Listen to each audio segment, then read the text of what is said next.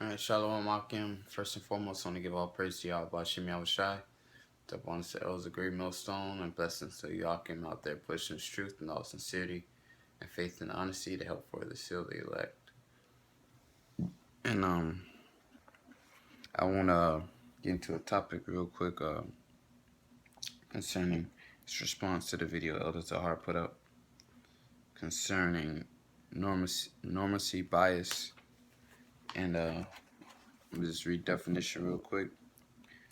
Normalcy bias, it's like a sociology, the phenomenon of disbelieving one's situation when faced with grave and imminent danger and or catastrophe, as in over-focusing on the actual phenomenon instead of taking evasive action, a state of paralysis.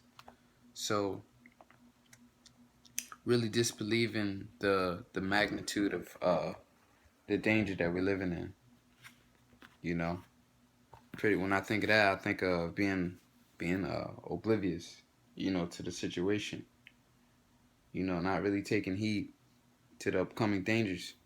In the first scripture that I think of when I picture that scenario, that definition, is 2esdras 16, verse I'm gonna start at 17. Woe is me, who will deliver me in those days? The point is in 20. As Ezra saying, woe is me, who shall deliver me in those days? And Ezra's didn't suffer from normalcy bias. Ezra took heed of the upcoming dangers. That's why he said, woe is me, because he looking for a refuge in that day, man. He saw the magnitude, man, of the danger that was headed. He didn't take that lightly.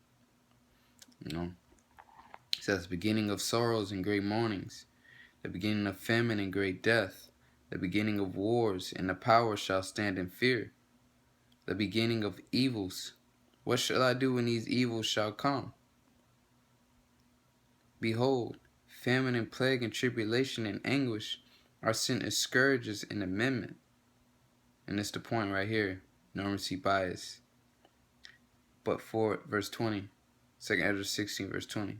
But for all these things they shall not turn from their wickedness. So even though they see these things, what the definition says, disbelieving one's situation when faced with grave and imminent danger.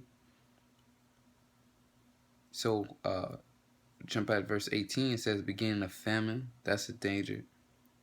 Great death, and even put great death. The beginning of wars, and the power shall stand in fear. And back to verse 20, it says, but for all these things they shall not turn from their wickedness, nor always mindful of the scourges. And that's a perfect scripture for normalcy bias, man. 2esdras 16 and 20.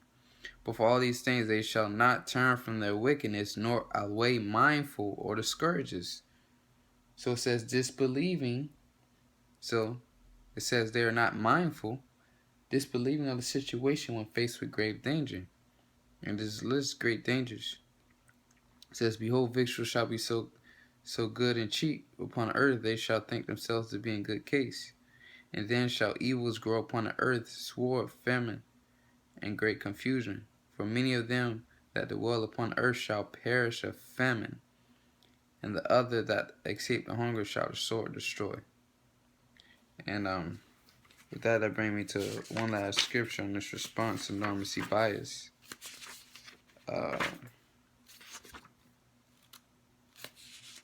2esdras 9 verse 2. He answered me then and said, measure out the time diligently in itself, when thou seest part of the signs pass, which I have told thee, then shalt thou understand that it is this very same time when the highest will begin to visit the world which he made. And 2esdras 16 and 20.